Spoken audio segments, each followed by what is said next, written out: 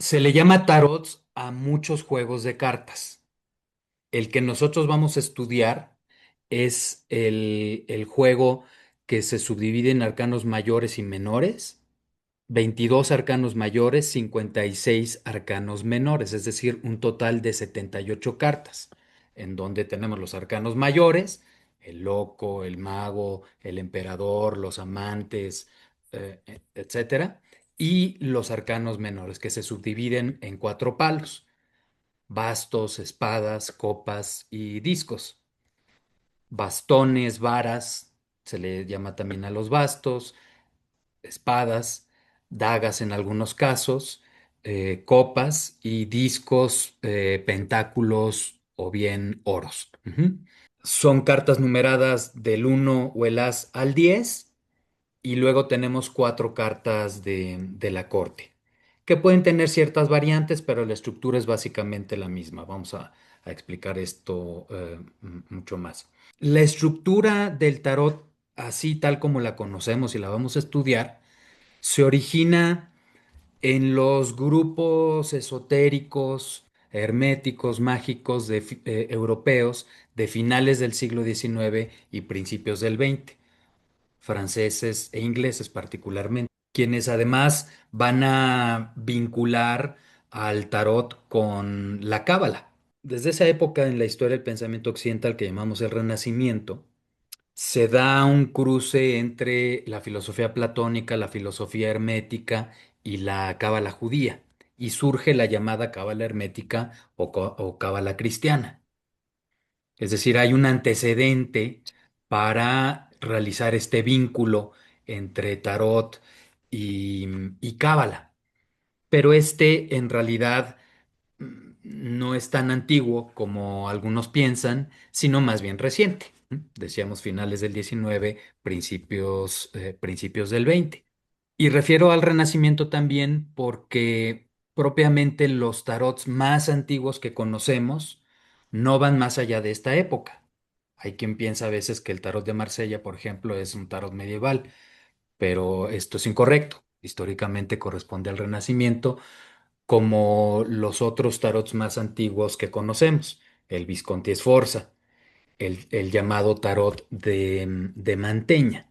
Entonces, tanto Marsella como Visconti Sforza, como el tarot de Mantegna, bueno, esto es Visconti Sforza también, al día de hoy se consiguen versiones restauradas, ¿no? Este es el mago del Visconti Sforza. Y el llamado tarot de Mantegna, que es un juego de 50 cartas en donde aparecen ya prefigurados pues muchos de los arcanos mayores, y en donde claramente hay una suerte de intención filosófica detrás de este diseño. E incluso el taller de grabadores florentino, de donde surge este tarot, aunque no está completamente claro quién lo diseña, pero bueno, va a estar asociado también con algunas escuelas filosóficas, de manera que tenemos una suerte de compendio filosófico del universo, en donde estarían representados los principios que ordenan, estructuran, organizan el cosmos en sus diferentes órdenes, también aquí expresados.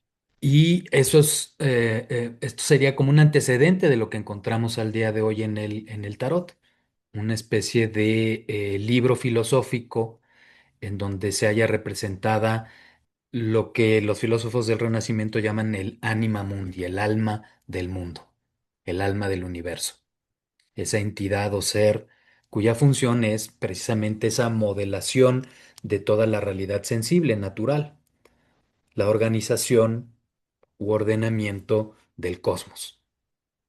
Entonces es un libro ilustrado del alma del mundo. O algunos dirán, ya más cercanos en el tiempo a nosotros, del inconsciente colectivo, que es una noción similar, pero el inconsciente colectivo concebido en un sentido metafísico, como algo que abarca a la totalidad de los seres, no solamente a la totalidad de los seres humanos. Para los antiguos hay un alma particular y esta es como análoga o como la hermana menor del alma del mundo. Está formada, estructurada del mismo modo, de un modo análogo. De ahí que se hablaba del microcosmos, del macrocosmos. Todo esto son nociones en las que vamos a profundizar un poco más, pero las vamos introduciendo para ir apuntando a la pregunta que es el tarot, no solo en un sentido histórico, sino también en un sentido, pues, filosófico. La filosofía se ha interesado en la temática de la adivinación desde sus inicios y se encuentra que esta expresa sabiduría, pero una sabiduría que va más allá de lo formal, de lo demostrativo, de la lógica formal, de la racionalidad discursiva. No obstante, expresión de sabiduría. En términos platónicos, la adivinación es una de las llamadas manías o locuras. Y bueno, uno de los personajes principales que encontramos en el tarot es el loco. Y es una figura que remite a esta inspiración, intuición, a esta conexión con ese ámbito que desde una perspectiva de la filosofía que pertenece al contexto en el que surge el tarot, no es algo irracional, sino metarracional, porque es algo que va más allá de nuestro entendimiento y de nuestra capacidad de explicar las cosas, de comprender formalmente la adivinación, el amor, la inspiración poética y los misterios, la mística. Estas son las cuatro formas de locura que estandariza Platón. Entonces, es es una suerte de lenguaje, el lenguaje del cosmos, lo que se expresa en en el tarot, un libro de sabiduría. Y la sabiduría en la filosofía tradicional es algo que va más allá de argumentaciones, desde luego más allá de erudición, más allá de los discursos intelectuales, sino que es algo que tiene que ver con un saber hacer, que se expresa en la manera en que nos conducimos en la vida, en nuestras relaciones con la comunidad de la cual formamos parte. Pero entonces justamente el tarot supone ser una guía para poder conducirnos lo mejor posible en nuestra vida. Tiene esta función de ser una herramienta de consejo y de guía, que tiene una aplicación práctica en nuestra realidad cotidiana, tanto para cuestiones más mundanas como para cuestiones de carácter más trascendente. La idea es que los dioses nos dan a los seres humanos la adivinación porque, bueno, nos ven tan embrutecidos que para que tengamos ahí, podamos medio intuir, medio poder ir comprendiendo las cosas dada la limitación de nuestro entendimiento. Natural, por otro lado. Todo es parte de una especie de gran juego en donde las almas son mandadas a la encarnación por los dioses, pero pues si es una suerte de gran juego de autoconocimiento, pues la condición inicial es que haya ignorancia.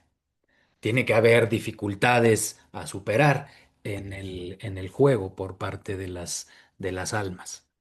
Y entonces, en este gran juego, la adivinación es una suerte de herramienta, arma en el sentido que tiene una utilidad, un valor, ¿no? Para los seres humanos que de manera natural tienden a la felicidad, buscan el bien.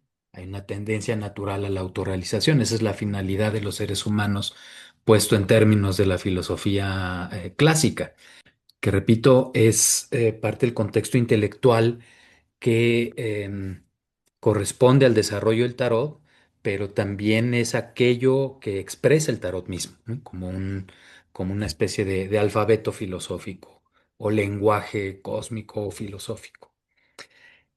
Bueno, entonces, respecto al origen histórico, hago estas aclaraciones iniciales porque luego hay todavía estas ideas que parecen no distinguir entre lo mítico y y lo histórico propiamente, atribuyendo al tarot un origen remotísimo, ¿no? Remotísimo en el antiguo Egipto Y luego de la tesis egipcia, no satisfechos con ello, pues la Atlántida, ¿no? Ya una civilización de la cual no hay ningún tipo de documentación histórica, o Lemur, o Lemuria, como le llaman también, antes de la Atlántida, o bien, desde luego, ¿por qué no?, los extraterrestres.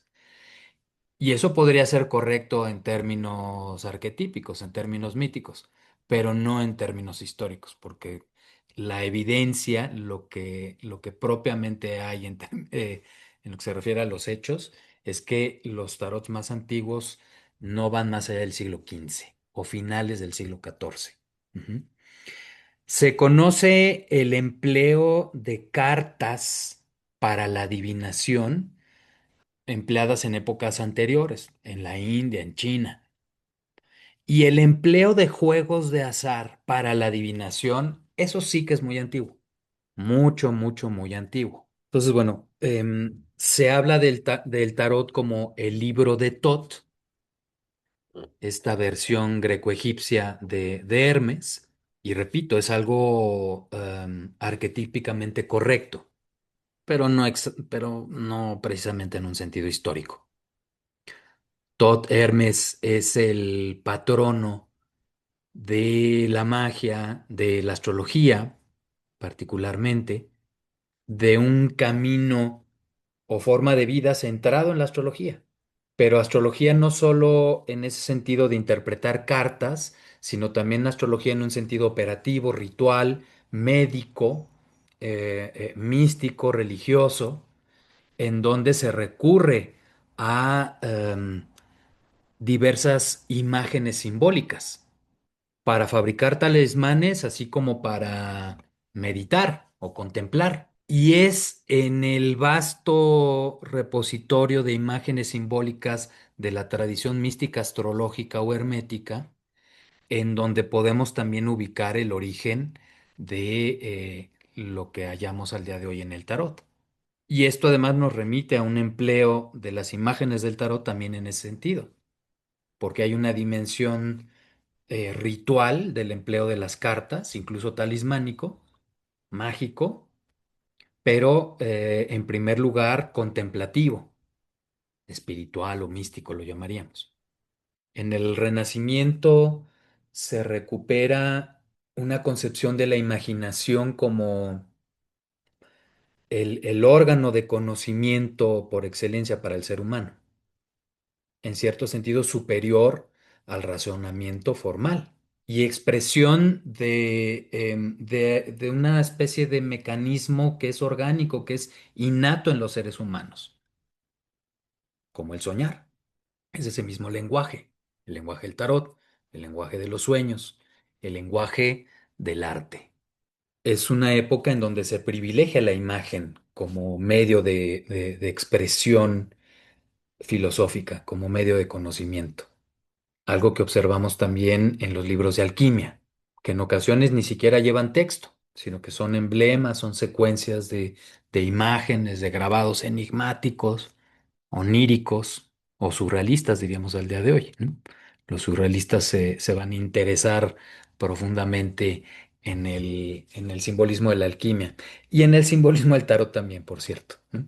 Bretón además es un realmente conocedor de la astrología y bueno, se interesan en el tarot. Esta relación del tarot con lo esotérico, con la cábala, con el ocultismo, es más bien reciente, es más bien moderna, si bien desde luego tiene antecedentes y conexiones con prácticas y una tradición, el hermetismo en particular, el platonismo y el hermetismo, que desde luego van siglos atrás del Renacimiento y siendo el platonismo y el hermetismo, pues de los principales motores que llevan a esa renovación filosófica que llamamos el Renacimiento. Entonces, históricamente, aquí es en donde hay que ubicar el origen del tarot. Si bien ya tal como lo empleamos al día de hoy, el tarot de Rider White, el de Crowley, y mencioné el de Rider White, tiene decenas y decenas y decenas de variantes. Eso viene de finales del 19, principios del 20. Otra ventaja que puede tener estudiar el Rider White para acercarse al tarot, para empezar a conocerlo, porque luego hay estudiantes que se ven atraídos por el de Marsella y desde luego tiene un encanto muy particular. Sin embargo, vamos de nuevo, Elaine. O el mismo tarot de Manteña, que ahora hay un editor en México quien lo ha restaurado y han publicado una edición del tarot de Manteña. Les paso luego el dato para que le echen un ojo. Esta es también como una especie de versión restaurada del de Marsella, en donde se le añade un poco más de variación de color. En las ediciones que comúnmente uno encuentra, la variación del color es mínima, sobre todo comparada con tarots más modernos, porque el simbolismo del color va a ser pues un elemento importante en lo que se refiere a los significados de cada carta. Y es una manera de entrarle al simbolismo de la carta como tal. Y eso es parte de la riqueza del tarot, que hay simbolismo de los números. Todas las cartas aparecen numeradas.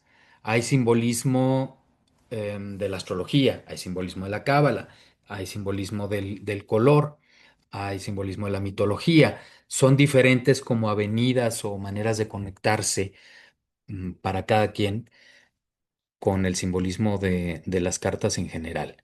Entonces, en lo que se refiere al color, no es tan fácil con tarots más antiguos. Y también en lo que se refiere al simbolismo de los arcanos menores, porque a diferencia de lo que hay en Marsella, bueno, a diferencia de lo que hay en los tarots antiguos, como en el caso de Marsella, en el caso de un tarot como el Rider White, en este caso tenemos imágenes simbólicas relacionadas también con cada carta de los arcanos menores. El 3 de espadas, por ejemplo, pues en Marsella nada más aparecen tres espadas ilustradas. En este caso, en el de White, tenemos esta conocida figura del corazón atravesado por tres espadas, que incluso sin saber mucho o nada de tarot, si observamos esa imagen o cualquier otra de las imágenes simbólicas de los arcanos menores, la imagen nos puede dar intuitivamente cierta idea del significado de la carta. El tres de espadas, pues con ese paisaje tan nublado y la tormenta y el corazón atravesado por tres espadas, pues no nos sugiere nada muy feliz, ¿verdad? Nada muy alegre, particularmente, al contrario. Entonces eso es una ayuda al inicio, porque si vemos el 5 de copas, pues también esa imagen nos sugiere más de inmediato que ver nada más las cinco copas ilustradas en el tarot de Marsella. Entonces, bueno, esa es también una diferencia significativa. Claro que si el tarot que más les gusta es, por ejemplo, el de Marsella, pues entonces podrían tener ambos juegos de cartas, ¿no? El Rider White y el de Marsella, y estudiar y trabajar con ambos. Repito, a final de cuentas, pues el mejor tarot será el que más nos gusta o aquel con el que mejor nos conectamos. Y la mayoría de las versiones que hay por ahí son variaciones del de Rider, del de Crowley o juntando un poco de ambos, pero sobre todo el llamado Rider White.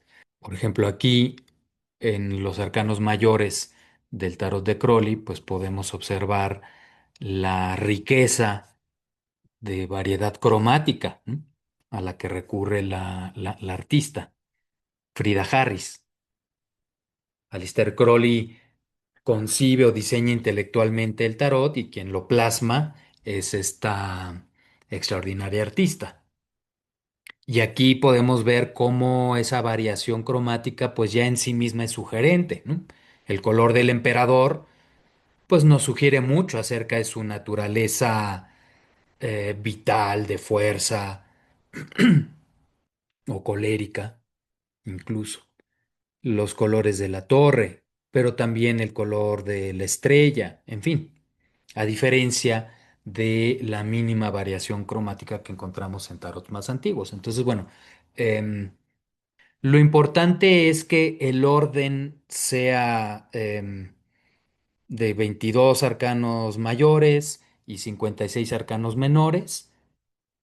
Los arcanos menores numerados, decíamos, del 1 al 10 y con cuatro figuras de la corte. Esas figuras de la corte podemos encontrar variaciones, pero la estructura es básicamente la misma. Dos figuras masculinas, dos figuras femeninas, dos figuras adultas, dos figuras más jóvenes. O sea, dos más maduras, dos más jóvenes. En el Rider White tenemos pajes, luego caballeros, luego reinas y luego reyes. Pajes, caballeros, reinas, reyes. En el tarot de Crowley, por ejemplo, tenemos princesa, príncipe, reina, caballero, pero el caballero de Crowley equivale al rey en el de Rider White. Hay tarots en donde tenemos hija, hijo, madre, padre. Y es que justamente hay una especie de alusión, bueno, un sustrato arquetípico en referencia a una estructura familiar. Y repito, dos figuras masculinas, dos femeninas, aunque por ejemplo en el Rider White, en el caso de los pajes, no está tan marcada o claramente el carácter femenino de los pajes. En otros sí es más marcado, en tanto que se busca diferenciar dos figuras masculinas, dos femeninas y dos maduras, dos jóvenes. Pero bueno, básicamente esa es la estructura. Ujú. Si les gusta el tarot de los ángeles o de, en fin, pues está bien, pero es una estructura distinta. Y es que, bueno, hay tarots de todo, ¿no?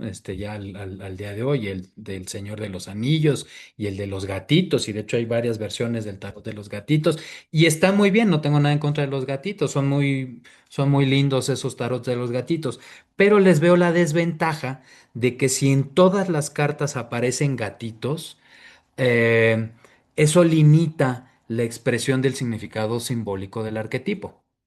Claro, a lo mejor hay quien se conecta espectacularmente con el tarot de los gatitos y, bueno, pues muy bien.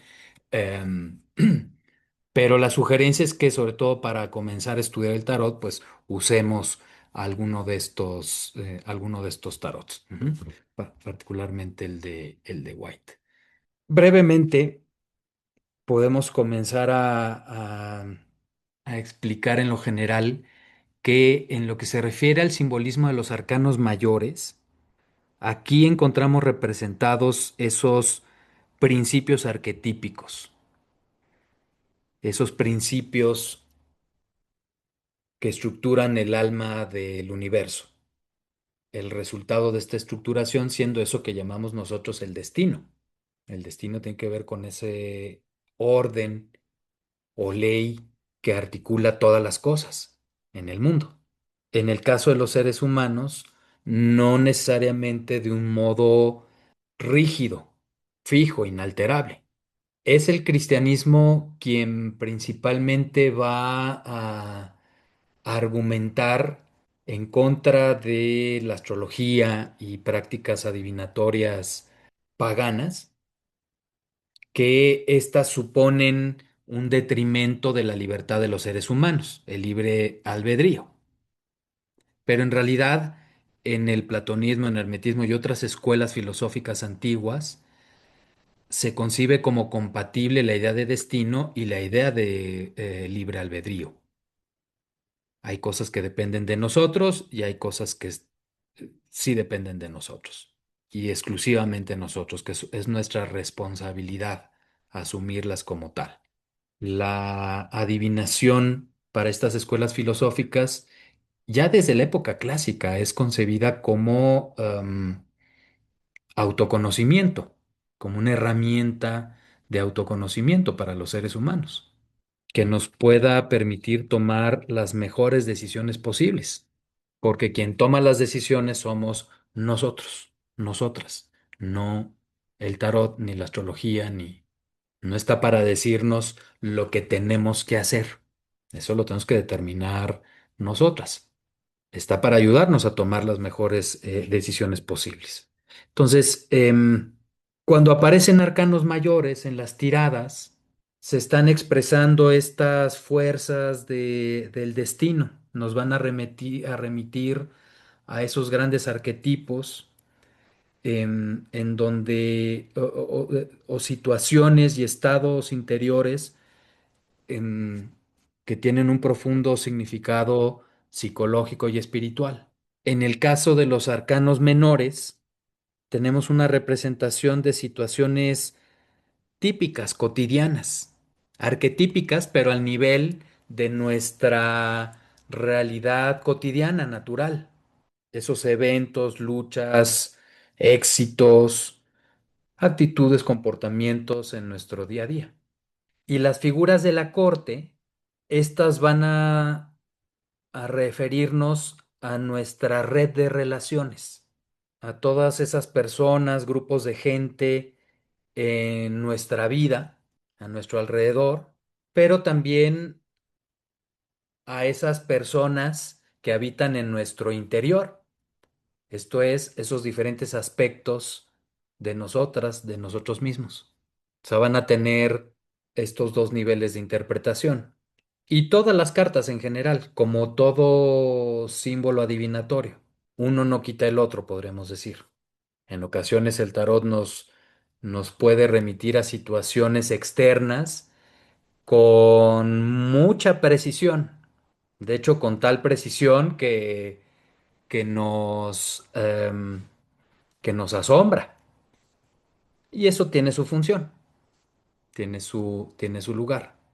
Es una especie de recordatorio, un despertar para el alma, esas experiencias. Pero también en ocasiones nos va a estar hablando principalmente en términos de dinámicas internas. Ahora, desde el paradigma desde el cual vamos a estudiar el tarot, lo interno y lo externo son continuos, están conectados. Y eso nos ubica como en las antípodas del modelo psicológico occidental convencional, dualista, ¿m? Mente-cuerpo, en donde se trata de dos ámbitos am, distintos, radicalmente distintos. El sujeto, la mente, por un lado, y el ámbito de las cosas, de las meras cosas, los objetos allá afuera. Pero nosotros vamos a operar desde un paradigma muy distinto y que supone una correspondencia entre uno y el otro, entre el ser humano y el cosmos. Hay una misma ley que estructura, que opera todas las cosas. Para estas filosofías, de algún modo todo está conectado, todo es uno, es una fórmula hermética básica, pero también de la filosofía griega, y sobre eso descansa la posibilidad de la adivinación, sobre el hecho de que todo está conectado. Y entonces decíamos, así como sucede con los sueños, con el tarot en ocasiones podemos encontrar correspondencias o predicciones o pronósticos muy precisos en términos externos. Y a veces y en otras ocasiones el foco está en cuestiones de carácter interno. O en ocasiones los mensajes pueden venir en ambos sentidos. Una misma carta la podemos interpretar a más de un nivel, pero la interpretación psicológica es parte de la práctica adivinatoria desde la antigüedad, ¿no? O sea, la predicción no es nada más echar la fortuna, decíamos, la adivinación, sino, en primer lugar, es conocer cuál es la voluntad de los dioses, para que pueda yo entonces vivir en armonía con esa ley mayor, que supone vivir en armonía conmigo misma, conmigo mismo también, porque justamente hay una conexión y la persona no es ese sujeto encapsulado completamente aislado, desconectado del resto de las cosas, como en el modelo psicológico estándar occidental convencional, decíamos, ¿no?